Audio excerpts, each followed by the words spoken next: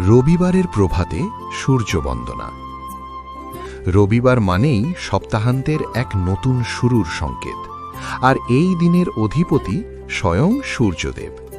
ভোরের আকাশে যখন তার 7টি শুভ্র ঘোড়ার রথ উদিত হয়, তখন পৃথিবী এক ঐশ্বরিক জ্যোতিতে ভরে ওঠে।